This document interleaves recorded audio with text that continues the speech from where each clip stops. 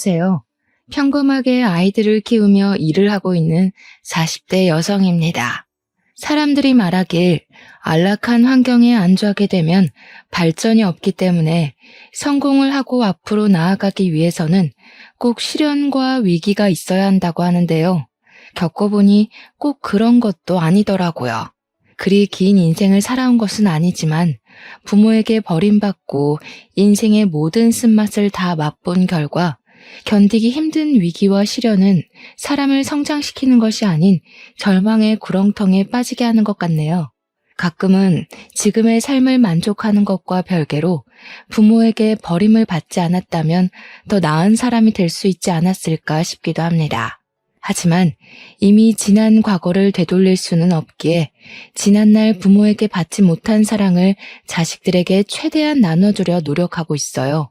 오늘 말을 꺼내는 것도 고통스러운 과거를 사연으로 보내는 이유 또한 저와 비슷한 처지인 시청자분들에게 조금이나마 위안이 되고자 해서죠.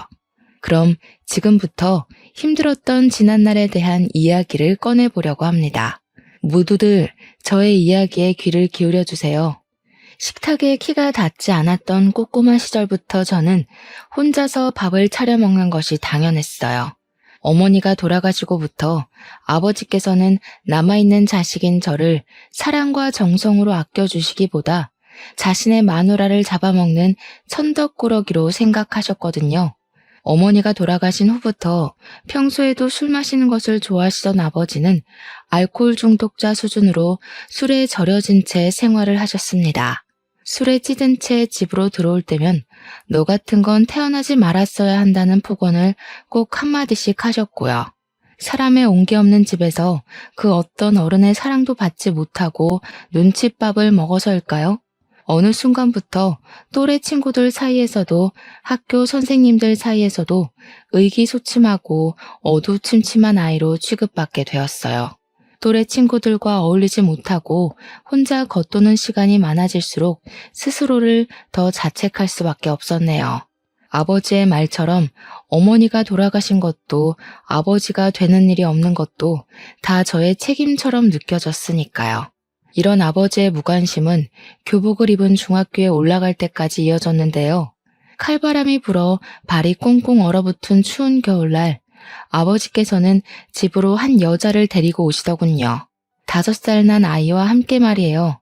그러면서 오늘부터 어머니의 빈자리를 차지할 사람이니 잘 따르라는 말을 덧붙이셨죠. 새어머니가 될 아줌마의 얼굴을 마주할 때도 아줌마의 다리 밑에 꼭 붙어있는 여자아이를 볼 때도 그저 기쁘게만 느껴졌는걸요. 드디어 기쁨과 슬픔을 함께할 가족이 생긴 거니까요. 무엇보다 같이 식탁에 앉아 밥을 먹을 사람이 생겼다는 것이 제일 기뻤고요. 새어머니께서 집에 온 뒤부터 저희 집에는 웃음꽃이 필 일이 참 많아졌습니다. 새어머니께서는 항상 따뜻한 국과 밥을 내어주셨거든요. 항상 냉기만이 감돌던 부엌에서 누군가가 나를 위해 음식을 만들어준다는 것 자체가 감동이었죠. 기억 속에 사라져가는 희미한 홍기를 느낄 수 있는 환경에 살 수 있다는 것 자체가 너무나 큰 행복이었는데요. 이런 행복은 아버지의 사망 소식과 함께 신기루처럼 사라지고 말았네요. 막노동으로 가족의 생계를 책임지시던 아버지께서 그만 추락사로 인해 눈을 감고 말았던 것이었어요. 장례식을 도와줄 가까운 친인척이 없었기에 아버지의 장례식은 조용하고 빠르게 끝이 나버렸습니다. 아버지를 갑작스럽게 잃어버린 것이 슬프긴 했지만 그래도 견딜 수 있었죠. 제 곁에는 새어머니와 여동생이 있었으니까요. 그런데 새어머니의 생각은 조금 다른 듯 했네요. 예, 어서 짐 챙겨라. 너 나랑 같이 갈 데가 있어. 간단하게 짐을 챙긴 후 새어머니를 따라 나섰는데요. 새어머니와 함께 도착한 곳은 다름 아닌 고아원이었습니다. 새어머니께서는 이미 고아원 원장과 이야기가 되었는지 책가방을 메고 있는 등을 툭 밀치며 빨리 데려가라는 듯이 손을 팔랑이셨어요. 깜짝 놀랄 수밖에 없었습니다. 아무리 피 한 방울 안 섞였다고 해도 3년 동안이나 같이 살았던 가족인데 아무 언제 없이 바로 고아원에 보내버리다뇨. 사정이 있어서 잠깐 제가 살 곳이 필요해서 여기 맡기게 된 거 맞죠? 어머니가 저를 고아원에 놓아둘 리가 없잖아요. 웃기고 있네. 내가 무슨 적십자도 아니고 제정신이니? 남편 잃은 과부 몸으로 남아있는 전 남편 자식까지 키우게? 예, 나는 우리 딸 키우기도 아주 바쁜 몸이야. 걷어둘 친인척도 없으면서 지 친아빠 세상 떠났으면 고아원에서 사는 건 당연하지. 뭘 그렇게 놀라니? 고아원이 어디 괜히 고아원이니? 다 너같이 부모 잃은 애들 모아서 키우려고 세운 게 고아원이지. 난 네 아빠 살아있는 동안 할 만큼 했으니 이제는 너 알아서 살아. 난 네 살 길 찾기도 바쁘니까. 그런 게 어디 있어요. 어머니 저희 집에 하셨던 말 기억 안 나세요? 좋은 엄마 돼주시겠다고요. 어머니가 먼저 말씀해 주셨잖아요. 고아원 밖으로 발걸음하는 새어머니의 치맛자락에 엉켜붙어 오열을 하며 붙잡았습니다. 이미 새어머니의 마음이 떴다는 것을 알고 있긴 했지만 겁이 나 어쩔 수가 없었어요. 이대로 새어머니를 보내면 영영 혼자가 돼버릴 것 같은 그런 두려운 말이에요. 어머머머, 얘가 지금 뭐 하는 거야? 가뜩이나 우리 딸 때문에 또 어떤 놈이랑 결혼을 해야 할지 머리 아파 죽겠는데 너까지 이러면 내가 뭐가 되니? 세상 어느 여자가 죽은 전 남편 애까지 데리고 살 생각을 하겠어. 네 사정이 딱한 건 어쩔 수 없지만 내 코가 석자다 보니 별 수 없구나. 이제 그만 놓으렴. 새어머니께서는 딱 잘라 잡힌 손을 내빼셨죠. 어쩔 수 없이 고아원 생활을 시작해야 했고요. 워낙 성격 자체가 살갑지 않고 내성적이다 보니 또래들과 어울려야 하는 고아원 생활은 지옥과도 같았어요. 그리고 새어머니가 갑작스럽게 떠난 이유를 알고 난 후 더 큰 지옥이 찾아왔네요. 새어머니께서는 아버지께서 남긴 사망보험금을 모두 가로챈 뒤 도망쳤다는 걸 알게 돼 버렸거든요. 자식에게 무신경한 아버지였지만 그런 아버지조차 없이 천혜의 고아가 되자 막막함은 이루 말할 수가 없었습니다. 무엇보다 새어머니에 대한 배신감이 제일 컸죠. 물론 피 한 방울 안 섞인 남의 자식을 고아원에 맡기는 것은 어쩔 수 없는 일이지만 아버지가 남기신 사망보험금을 모두 가로챈 것은 그것과 별개의 일이잖아요. 심지어 자식의 몫으로 나온 금액까지 몽땅 챙겨서 달아나다녀. 당장 새어머니를 찾아가 따지고 싶었지만 현실적으로 그럴 여건이 안 됐기에 더욱 현실에 낙담할 수밖에 없었는데요. 새어머니는 아버지가 남긴 보험금으로 잘 먹고 잘 사는데 나만 이렇게 고아원에 남아 처절하게 살고 있다고 생각하니 더 이상 이렇게 살면 안 되겠다는 생각이 들더군요. 그래서 마음을 고쳐먹고 열심히 살기로 결심을 하게 된 것이죠. 현재 할 수 있는 것은 공부밖에 없었기에 아무리 힘든 일이 있다고 해도 악착같이 이를 악물며 공부를 하게 되었네요. 그것만이 암흑 같은 현실을 벗어나게 해줄 유일한 탈출구 같았으니까요. 이런 노력 덕분인지 성적은 가파르게 치고 올라가 전교권에 들게 되었습니다. 그리고 얼마 안 가 후원도 들어오기 시작하더라고요. 저의 사정을 딱하게 생각한 모 대학교의 교수님께서 성인이 된 후 자립을 할 때까지 후원을 해주기로 약속을 하셨거든요. 교수님께서는 한 달에 한 번 고아원에 방문해 도움이 될 만한 이야기도 해주시고 꿈도 못 꿔볼 경험도 하게 해주셨기에 더욱 힘을 내어 공부를 하게 되었네요. 교수님의 정성에 보답하고 싶다는 생각이 들었는걸요. 공부를 하며 힘든 순간은 불쑥불쑥 찾아왔지만 그때마다 교수님이 베풀어 주셨던 은혜를 생각하며 공부를 놓지 않았고 그 결과 서울에서 내노라는 명문대학교에 입학을 할 수 있었답니다. 대학교에 간 후 교수님께서는 제 손을 꼭 잡아주시며 그동안 고생했다고 따뜻한 위로의 말을 건네주셨습니다. 그 후로 교수님의 집에 자주 드나들며 교수님의 가족분들과 허물없는 사이로 지내게 되었죠. 교수님의 집에서 한 번도 경험해보지 못한 화목한 가정의 분위기를 느끼며 염치 없지만 교수님의 가족이 되고 싶다는 터무니없는 상상을 하기도 했는데요. 놀랍게도 하늘은 이 어처구니 없는 소원을 이루어 주시더라고요. 같은 학교에 재학 중이던 교수님의 아들이 진지한 만남을 제안한 것이었죠. 만남을 시작했을 때만 하더라도 덜컥 겁이 났어요. 교수님께서 아들과의 교제를 반대할 수도 있는 거잖아요. 하지만 이러는 걱정과는 달리 교제의 사실을 알리자 교수님께서는 저희의 사이를 흔쾌히 허락해 주더군요. 너그러운 마음으로 저희의 사이를 이해해 주신 교수님 덕분에 저희는 대학교를 졸업 후 행복한 마음으로 결혼식을 올릴 수 있었고요. 그렇게 결혼식을 올린 후 저희 부부는 시어머니의 집에서 살림을 시작하게 되었죠. 대학원을 진학해 교수로서의 꿈을 꾸는 남편과 다르게 대학교를 졸업한 후 저는 바로 학원 강사로 취업해 아이들을 가르치게 되었는데요. 시어머니께서는 학생들을 가르쳐 본 경험이 있어서인지 출퇴근하는 것을 이해해 주시며 직접 아침을 차려 주시기까지 하셨어요. 급하게 준비를 하고 나가야 할 때면 시어머니께서는 토스트를 입에 물려주기도 하면서요. 시누이 또한 여동생처럼 대해주셨기에 더할 나위 없이 행복한 나날의 연속이었네요. 그러던 중 결혼한 지 3년이 지나고 아이가 생겼습니다. 시댁 식구들은 뛸 듯이 기뻐했고 시어머니께서는 임신을 한 몸으로 집안일에 일절 신경을 쓰면 안 된다고 말씀하시며 가정부를 구해주기까지 하셨어요. 친가족에게조차 받아본 적 없는 사랑을 받고 나니 참 여러 감정이 스쳐가더군요. 시댁 식구들이 아니었다면 평생 동안 가족에게 사랑받는다는 것이 어떤 건지 모를 수도 있는 거였잖아요. 솔직히 피 한 방울 안 섞인 며느리를 이 정도까지 챙겨주는 시댁 식구들이 드물다는 것을 아니 더 감사하게 느껴졌습니다. 하지만 남편이 직접 고용한 가정부의 얼굴을 보는 순간 앞으로 창창할 것 같았던 앞날에는 먹구름이 끼기 시작했네요.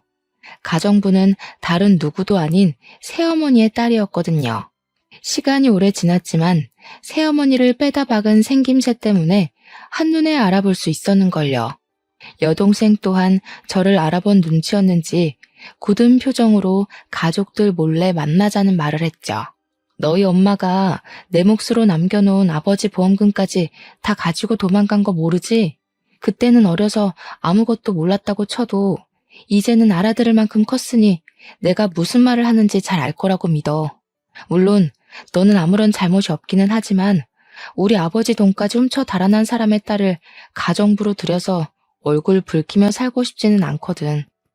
내 몸 편하자고 가정부를 들인 건데 가정부 때문에 집에 들어오기 싫을 정도로 불편하면 돈을 주면서까지 사람을 부릴 이유가 전혀 없잖아. 안 그래? 물론 여동생에게는 아무런 잘못이 없었지만 여동생이 얼굴을 보면 자꾸 새어머니가 생각이 나 말이 곱게 나가지 않았어요. 집에서 일하는 여동생을 보면 자꾸만 불편한 마음이 들어 태교에도 안 좋을 것 같았고요. 엄마가 언니한테 상처 줬던 건 내가 언니 집에서 일하면서 몸으로 갚을게. 그러니까 제발 내쫓지 말아줘, 언니.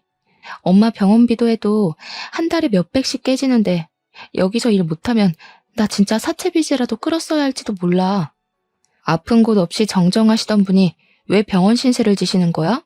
지병도 없으셨잖아. 그것도 옛날 말이지. 내가 이만큼 클 동안 시간이 많이 지났잖아. 사실 새아버지 돌아가시고 나서 우리 모녀 고생만 하면서 살았어. 이상하게 새아버지 돌아가신 후부터는 일이 잘 안 풀리더라고.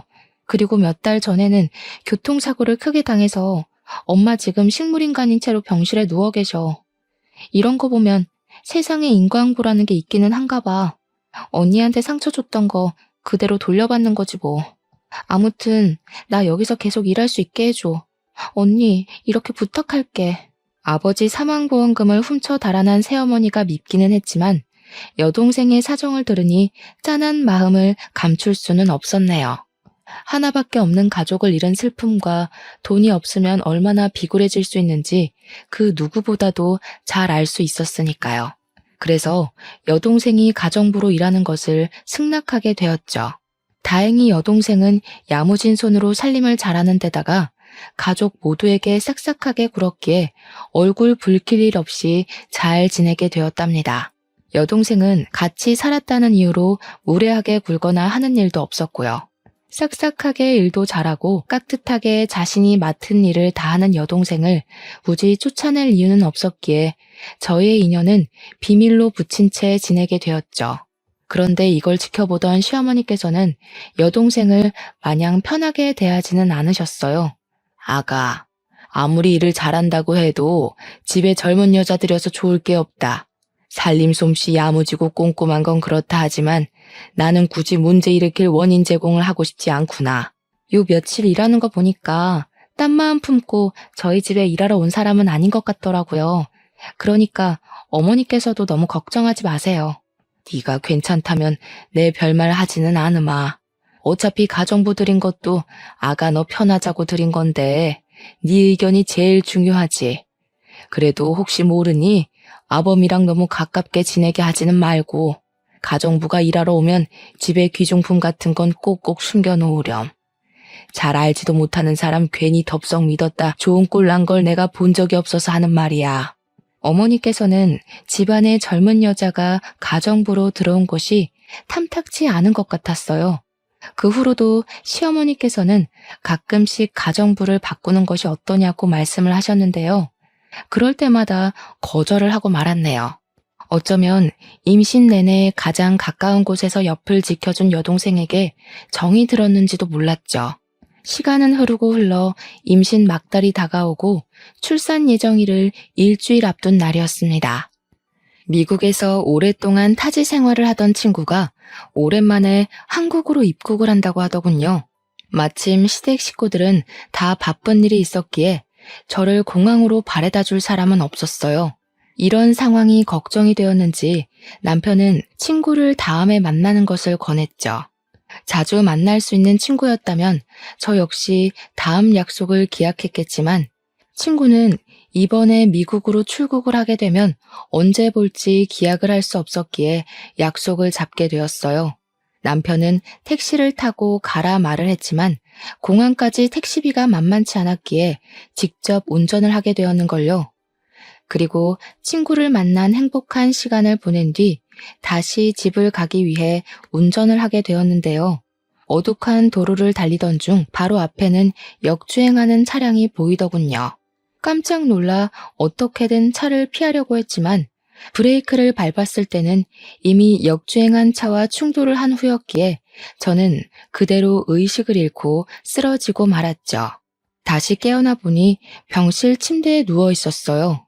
문득 만진 배가 홀쭉해진 것을 확인하고 깜짝 놀라자 바로 옆에 있던 남편은 제 손을 잡으며 아이는 제왕절개로 태어나 아무 문제가 없다고 말을 해주었습니다.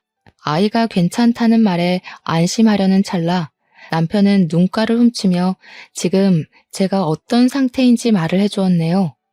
아직 공사 중이던 도로에는 CCTV가 설치되어 있지 않았기에 그대로 도주한 뺑소니범을 잡을 수가 없다고 했어요. 목격자도 없었기에 뺑소니범을 잡는 것은 불가능에 가까웠고요. 하지만 그것보다 더 큰 일은 교통사고 후유증으로 인해 평생 하반신 마비로 못 걷게 될 수도 있다는 것이었습니다. 충격적이었죠. 행복의 문턱 앞에 서 있는 현재 큰 시련이 닥쳐온 거잖아요. 현실을 받아들이지 못하고 멍하니 있자 시어머니께서는 눈물을 보이시며 하늘을 원망하셨어요. 아이고, 이 불쌍한 것. 어린 시절부터 고생만 하고 이제야 사람답게 살 수 있게 됐는데 이런 큰 시련을 당하다니. 하늘도 무심하시지. 어찌 가여운 것한테 이렇게 큰 시련을 주시는지. 아가, 아무 걱정하지 마라. 만약 평생 못 걷는다고 해도 나랑 아범이 옆에서 지켜줄 테니 이상한 생각일랑 하지 말고 지금은 그저 의사 말에 따라서 어떻게 치료할지만 고민해라. 무엇보다 제일 중요한 건 네 건강이잖니. 우리 가족들만 믿고 치료에만 전념하렴. 아이고, 불쌍한 우리 아가. 이를 어쩔꼬. 시어머니께서는 아무 걱정하지 말고 치료에만 전념하라 말씀을 해주셨는데요. 그 말씀이 참 큰 힘이 되더라고요. 30년이란 시간을 살면서 한 번도 스스로를 먼저 생각하라고 말씀해 주신 어른은 안 계셨거든요. 곁에 아무도 없는 예전에 이런 큰일을 당했다면 하늘을 원망하며 삶을 포기했겠지만 든든하게 곁을 지켜주는 시댁 식구들이 있었기에 살아갈 용기를 낼 수 있었네요. 시어머니와의 면회가 끝난 후 병실로 찾아온 여동생 또한 저의 상태를 누구보다 걱정하며 치료를 하는 동안 힘이 되어주겠다 말을 하기도 했습니다. 언니가 다시 일어설 수 있을 때까지 내가 언니 곁에 있으면서 많이 도와줄게. 언니가 베풀어준 은혜 덕분에 다시 힘을 낼 수 있게 됐는데 나도 언니한테 도움이 돼주고 싶어. 비록 혈연적인 관계는 아니었지만 여동생은 다리가 나을 때까지 곁을 지켜주겠다고 약속을 하였고 여동생이 걱정 어린 말과 도와주려고 노력하는 행동을 보고 있자니 가슴이 징하게 아려왔습니다. 어떻게든 옆을 지켜주려는 여동생에게서 가족의 정을 느낄 수 있었으니까요. 그 후 여동생은 자신이 한 말을 지키려는 듯이 스스로 간병인 역할을 자처하며 큰 힘이 돼주었어요. 화장실을 가거나 샤워를 하는 등 사소한 것까지 불편하지 않게 도와주었죠. 옆에서 있는 듯 없는 듯 손과 발이 되어 도움을 주는 여동생 덕분에 재활치료에 전념할 수 있었는걸요. 물론 시댁 식구들 또한 많은 힘이 되어 주었고요. 그렇게 많은 사람들의 도움 속에서 저는 불과 6개월 만에 다시 걸을 수 있게 되었네요. 어떻게 보면 하반신 마비가 와 인생에서 제일 큰 절망 속에 갇혀 힘든 나날을 보낼 수도 있었지만 옆에서 힘이 되어주는 가족들과 하루가 다르게 커가며 기쁨을 주는 딸아이 덕분에 오히려 가장 행복한 시간을 보낼 수 있었어요.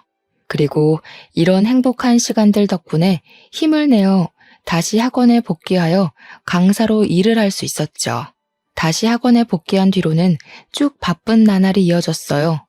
학원에 복귀를 하자 반가움을 뒤로하고 부족한 강사 자리를 메꾸기 위해 눈코 뜰 새 없이 바쁘게 몸을 움직여야 됐거든요. 경력이 단절되지 않고 다시 일을 시작할 수 있었던 것은 정말 기쁜 일이었지만 그와 별개로 너무 바쁘다 보니 도저히 딸아이를 돌볼 시간이 나지 않더라고요. 그런데 참 감사하게도 이런 상황을 남편에게 전해들은 시누이가 자진해서 딸아이를 돌봐줬어요. 아이를 맡길 곳을 찾지 못해 발을 동동 구르는 동료 강사들을 보며 딸아이를 돌봐주는 시누이에게 진심으로 고마움을 느끼게 되었죠. 동료 강사들에 비해 수월하게 일을 하게 되어 동료 강사들이 걱정스러운 소리를 할 때면 말을 자동으로 아끼게 되었습니다. 그러던 중 아이가 있는 강사들과 이야기를 하던 중 베이비시터에 관한 이야기가 나오게 되었어요. 다른 사람에게 아이를 맡기는 것에 대한 걱정에 대해 토로하던 중 무의식 중으로 시누이가 아이를 돌봐준다고 말을 하게 됐습니다. 시누이한테 맡길 거면 차라리 일면식 없는 남한테 맡기는 게 더 낫지 않아요? 시누이가 애한테 무슨 짓을 할 줄 알고. 요즘에는 남보다 가족들 사이에서 애들 학대하는 게 더 심각한 문제라고 하잖아요. 그리고 아주 만약에 베이비시터가 애를 학대한다고 하면 돈 주고 부린 사람이니 자르면 그만인데 시누이는 아니잖아요? 막무가내로 굴어도 시댁 가족이란 이유로 계속 가족 행사 있을 때마다 얼굴 부딪혀야 되잖아요. 그럴 바에는 돈 주고 사람 부리는 게 낫지. 다른 사람은 어떨지 모르지만 저희 형님은 그럴 뿐이 아니어서요. 걱정은 감사하지만 저희 형님한테 맡기는 게 더 편해서요. 딸아이도 형님이랑 조카를 잘 따르기도 하고요. 괜히 모르는 사람 집에 들여서 잘 지내는 딸한테 혼란 주고 싶지 않아요. 어머, 우리 이 선생님 이렇게 순진해서 그동안 험난한 현실을 어떻게 살았는지 모르겠네. 시댁 식구가 괜히 시댁 식구겠어요? 언제라도 남의 집 식구인 며느리한테 시짜짓 하려고 시댁 식구인 거지. 아무리 사람이 좋다고 해도 친정 식구랑은 다르죠. 이 선생님도 괜히 고집 부리지 말고 사람 부리는 거 한번 생각해봐요. 세상에서 제일 못 믿는 게 결혼한 후 남편이랑 그 집 식구들이에요. 한치 앞을 모르는 게 사람 밀이라고 했어요. 지금이야 좋을지 모르지만 나중에는 어떻게 될지 모르는 일이지. 다른 일도 아니고 자기 자식 일인데 잘 생각해봐요. 동료 강사가 해주는 말을 이해 못하는 바는 아니지만 저희 시누이는 절대 그럴 사람이 아니거든요. 그래서 시누이를 막대먹은 다른 집 시누들과 똑같이 이야기하는 것이 살짝 기분이 나쁘기도 했습니다. 시누이에 대해 잘 알지도 못하면서 시댁 식구라는 이유로 색안경을 끼고 안 좋게 생각하는 거잖아요. 가끔가다 주위 사람들은 의사 집안의 시집가 손에 물 한 방울 안 묻히고 사모님 소리를 듣는 시누이가 밉지 않냐고 물어보곤 하는데요. 질투가 나기는커녕 경제적으로도 정신적으로도 여유로운 시누이가 있어 너무 좋다고 말을 하곤 합니다.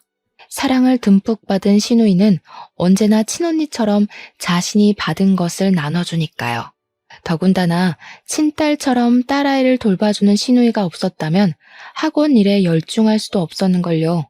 큰 사고가 난 후 딱 하나 좋은 점을 꼽으라고 말을 한다면 그건 바로 평범한 일상생활에 감사함을 느낄 수 있게 되었다는 겁니다. 그리고 평범함에 감사함을 느끼며 하루를 보내서인지 더 열심히 살게 되더라고요. 맡은 일에 최선을 다하며 살다 보니 어느새 복귀를 한 지 한 달이란 시간이 훌쩍 지나갔죠. 그 사이 시누이는 시매부와 함께 해외여행을 떠났기에 방학을 맞은 조카딸은 시댁에 와서 지내게 되었습니다. 조카딸은 의젓하고 딸아이와도 사이좋게 지냈기에 시댁에서 지낸다는 것이 참 기뻤는데요. 학원 일 때문에 늦게 귀가를 하던 딸아이와 놀고 있던 조카딸은 의외의 이야기를 꺼내더군요. 외숙모는 왜 삼촌이랑 안 놀아? 뜬금없는 조카딸의 말에 고개를 갸우뚱했습니다. 아마도 남편은 대학 교수 임용을 준비하는 탓에 바쁘고 저 또한 학원 일로 바빴기에 그런 생각을 하는 듯 했어요. 요 근래 저희는 서로 붙어있는 날은 손에 꼽을 정도로 적었거든요. 상황을 이해시키고자 말을 하자 조카딸은 고개를 갸우뚱거리며 의미심장한 말을 했죠. 삼촌이 바빠서 그런 거라고? 이상하다. 아줌마랑은 밤마다 잘만 놀았는데. 외숙모가 너무 바쁜데 심심해서 아줌마랑 노는 건가? 아줌마랑 놀다니? 그게 무슨 말이야? 외숙모 아직 몰랐어? 삼촌 밤마다 밥 주는 아줌마랑 나와서 노는데. 조카딸이 말하는 밥 주는 아줌마는 제 여동생이 확실했습니다. 밤마다 여동생과 남편이 만나다니 의문점이 드는 것이 한두 가지가 아니었어요. 일단 남편과는 각방을 쓰는 것도 아니었고 한 침대에서 생활을 했기에 남편의 인기척이 나면 바로 깰 수밖에 없잖아요. 그런데 저는 한 번도 집에서 깬 적이 없었는걸요. 그래서 조카딸이 착각했을 수도 있다는 생각이 들어 다시 물어보게 되었죠. 잘못 본 건 아니고 삼촌이랑 아줌마랑 밤에 놀 일이 없잖아. 외숙모는 내가 바보인 줄 알아? 저번에 물 마시러 가면서 내가 봤단 말이야. 내가 볼 땐 삼촌이랑 아줌마가 외숙모 몰래 비밀놀이를 하는 것 같아. 안 그럼 외숙모만 쏙 빼놓고 삼촌이랑 아줌마가 밤마다 놀러 갈 리가 없잖아. 조카딸의 말을 듣고 기억을 되짚어보니 수상한 것이 하나 있긴 했습니다. 남편이 건강을 챙겨야 한다는 명목으로 챙겨준 비타민이었습니다. 그것만 먹으면 잠든 기억도 없이 쥐도 새도 모르게 잠들어 다음 날이 되어서야 일어난다는 것이었죠. 비타민을 먹었을 때만 하더라도 누적된 피로로 인해 쓰러지듯이 잠에 들었다고 생각했지만 다시 생각해보니 비타민이 원인인 것 같았어요. 물론 가장 사랑하는 남편을 의심하고 싶지는 않았지만 행동이 수상했기에 의심을 안 할 수가 없었는걸요. 그래서 그날만큼은 남편이 건네준 비타민을 먹는 신용만 한 후 잠에 들은 척 연기를 하게 된 거고요. 물증 없이 의심만 키워가는 것보다는 나은 일이잖아요. 설마 하는 마음에 눈을 감고 있자 남편은 기다렸다는 듯이 나갈 채비를 하고 방 밖으로 나가더군요. 밖에서 들리는 말소리에 귀를 기울여 보니 여동생과 함께 이야기를 나누는 것이 분명했죠. 이러니 저러니 해도 빨리 끝내는 게 낫지 않겠어요? 모두를 위해서도 그게 좋을 것 같은데. 아직 집사람 몸이 다 낫지도 않았는데 갑자기 이러는 법이 어디 있어? 아직 약속한 시간 지나지도 않았잖아. 그러지 말고 조금만 더 시간을 줘. 그럼 저보고 이 거지 같은 가정부 일을 계속하라고요? 집안일이 하기 싫으면 새로운 사람 구해줄 테니까 집에서 쉬고 있어. 그 후 일은 내가 알아서 할 테니까. 아이고, 내가 집에 없으면 그 사이 어떤 일이 일어날 줄 알고 쓸데없는 소리 하지 말고 따라 나와요. 시간 없으니까. 목 끝까지 이불을 덮고 있는데도 한겨울에 발가벗겨져 있는 것처럼 소름이 싹 돋았어요. 그동안 남편과 여동생은 저의 눈을 속여가며 밤마다 만났다는 것이 분명해졌으니까요. 가슴에서는 우라통이 터지고 몸은 꼼짝할 수 없을 만큼 무거웠지만 두 사람의 비밀을 알게 된 이상 손 놓고 바보처럼 있을 수만은 없었습니다. 그래서 황급히 침대에서 일어나 두 사람을 뒤따라 나간 것이죠. 다행히 밖으로 나가자 두 사람은 한 번 시작한 말다툼으로 인해 아직 출발을 하지 않고 있었습니다. 덕분에 저는 수월하게 택시를 타고 두 사람을 따라갈 수 있었고요. 남편과 여동생이 타고 간 차를 따라가는 동안 주먹을 쥔 손에서는 흥건히 땀이 났죠. 남편과 여동생이 도착한 곳은 허름한 주택들이 모여있는 빌라촌이었는데요. 택시에서 내리기도 전 두 사람은 빠르게 차에서 내려 바로 앞에 있는 반지하 빌라로 걸어 들어갔어요. 그걸 보고 있자니 마음이 급해져 저 또한 종종 걸음으로 뒤를 따랐고요. 택시에 내릴 때만 해도 마음이 급해져 걸음이 빨라졌지만 막상 반지하 앞에 서니 집으로 달아나고 싶다는 생각이 들고 말았네요. 이 문을 열고 들어가면 더 이상 남편과 여동생을 예전처럼 대할 수도 소중한 관계를 이어가지도 못할 것이 뻔했으니까요. 겁쟁이라 생각하실 수도 있었겠지만 두 사람이 들어간 문 앞에 서니 그냥 모른 척하고 지낼까 생각도 했습니다. 혼자만 입을 다물면 저희 가족은 전처럼 화목하게 지낼 수 있는 거니까요. 하지만 다시 머리를 흔들어 생각을 고쳐먹었어요. 한평생 고생한 스스로를 위해서라도 거짓된 행복을 쫓는 것은 옳지 않은 일이라고 생각했거든요. 귀를 기울이자 흐느끼는 여자의 목소리가 제일 먼저 들렸어요. 집중해보니 그 목소리가 익숙하게 들리더라고요. 흐느끼는 소리 뒤로 남편이 애원하는 소리가 들렸고 그만 흥분을 주체하지 못하고 문고리를 돌리고 말았습니다. 문고리를 돌리자 잠기지 않은 문은 벌컥 열리고 말았는데요. 안쪽의 풍경이 드러나는 순간 그동안의 걱정도 두려움도 모두 잃어버리고 말았어요. 의자에 앉아있는 여동생 앞으로 남편과 시누이는 무릎을 꿇고 있었거든요. 너무나 충격적인 모습에 머리를 굴릴 생각도 하지 못하고 그 자리에 서서 반지하 안을 멍하니 바라볼 수밖에 없었네요. 세 사람 역시 당황해 보인 건 마찬가지였고요. 무릎을 꿇고 있던 남편은 여길 어떻게 알고 왔냐며 호통을 쳤어요. 너무나 갑작스럽게 일어난 일에 머릿속은 온통 혼란스럽기만 했습니다. 상황은 예상한 것보다 더 이상하게 흘러갔으니까요. 이도저도 못하는 상황에 여동생은 의자에서 일어나 저에게 걸어오더군요. 이게 도대체 어떻게 된 일이야? 형님하고 애아빠가 왜 네 앞에 무릎을 꿇고 있는 거야? 언니는 부모도 없이 산전수전은 다 겪었으면서 어쩜 이리 순진해? 누가 보면 부잣집 외동딸로 고이 큰 줄 알겠어. 원래는 언니 몰래 돈만 챙겨서 나가려고 했는데 아무것도 모르는 게 안쓰러워서 내가 말해주는 거야.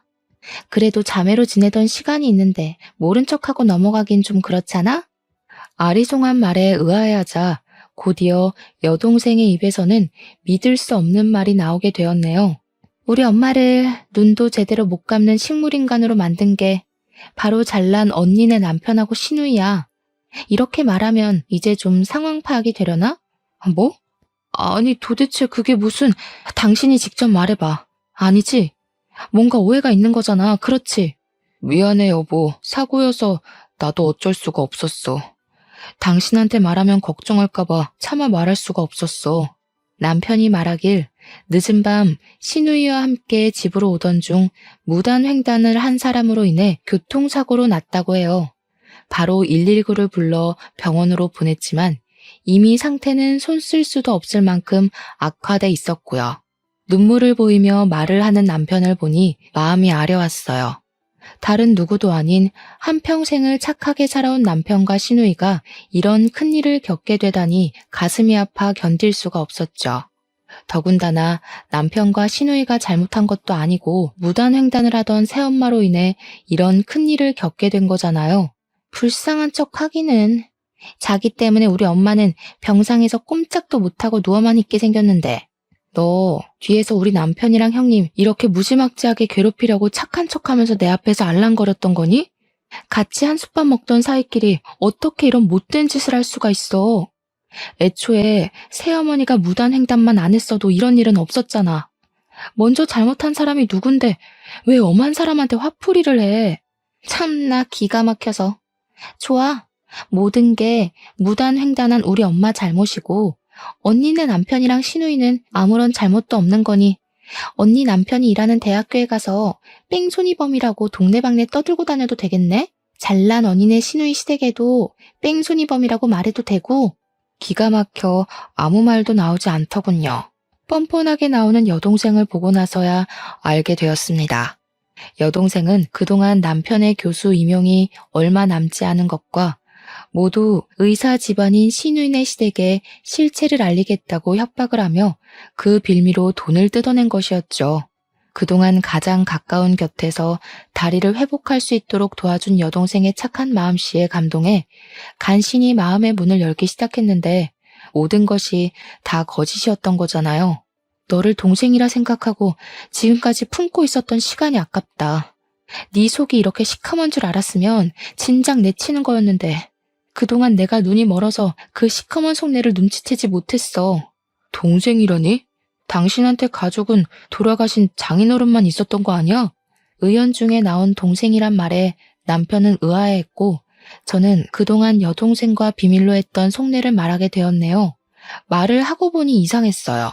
새어머니에 대한 복수를 하고 싶었으면 가정부로 일할 것이 아니라 그냥 남편과 시누이에게 돈을 요구하기만 하면 되는 거잖아요. 또 다른 속내가 있을까 여동생에게 물어보았는데요. 여동생은 피식거리며 당연하다는 듯이 상상도 못한 말을 술술 내뱉더군요. 원래 돈 많은 집은 밖이 아니라 안에서 티가 나는 법이잖아. 밖에서 푼돈 받으며 돈 걱정할 바에는 집에 들어와서 얼마 받아낼 수 있을지 머릿속에서 계산기 두드리는 게 훨씬 낫잖아? 그리고 문자나 전화로 협박해봤자 신경이 나 쓰겠어? 얼굴 보이면서 알짱거려야 숨통 조여야 돈도 따박따박 바치지. 그래서 일부러 가정부로 들어온 거야. 저는 얼굴이 저절로 찌푸려졌어요. 돈을 더 뜯어내기 위해 가정부로 들어오다니요. 언니라고 말하며 따르던 것도 진심 어린 병간호도 모두 돈을 뜯어내기 위한 수단이었다고 생각하니 저도 모르게 눈물이 앞을 가렸습니다. 애초에 돈을 뜯을 목적이었으면 병간호 같은 건 안 해도 되는 거였으니까요. 간신히 속상한 마음을 넘기고 묻자 여동생은 재활치료를 도와준 명목으로 시어머니와 친해져 재산 상태를 파악하기 위해서라고 답을 했네요. 다리 다친 까치를 도와줘도 은혜를 갚는다던데 나도 언니 다리 고쳐준 값은 톡톡히 받아내야지. 지금까지 착한 여동생 가면 쓰고 고생한 게 얼마인데 긴 말 안 할 테니 언니네 시어머니 명의로 되어 있는 땅덩어리는 나한테 넘겨줘야 되겠어. 그게 어떤 땅인데 네가 그걸 탐내. 무슨 사연이 있는지는 내 알 바 아니니까 땅 문서나 내놔. 원래 자식이 사고치면 그 부모가 대신 갚는 거잖아? 강남에 있는 땅덩어리만 넘겨주면 뺑소니 일도 눈 감아줄 테니까 잘 생각해봐. 앞으로 교수님 소리 들으면서 호강할 일만 남았는데 땅덩이 하나 때문에 평생 노력한 걸 물거품으로 만들 수는 없는 일이잖아. 그렇게 신경전이 이어지고 있던 찰나 거칠게 집 문이 두들겨지자 기세등등하던 여동생은 신경질적으로 누구냐고 답을 한 후 문을 열었는데요.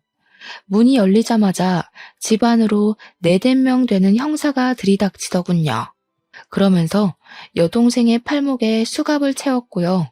곧이어 형사는 저희에게 경찰서로 같이 가줘야겠다는 말을 했죠.